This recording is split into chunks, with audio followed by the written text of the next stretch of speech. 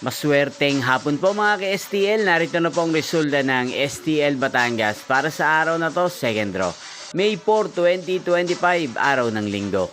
Naway ang mga natayaan nyo pong mga numero kanina ay manalo nawa ngayong hapong ito, 4:30 PM. Kaya kunin nyo na po ang inyong mga tickets. Narito na po ang resulta.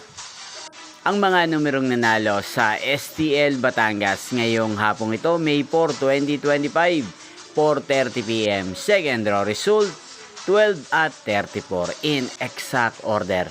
Sa lahat po ng dumaya kanina sa STL Batangas para second draw ng 12 at 34, congrats po sa inyo, panalo po kayo. Again, 12 at 34.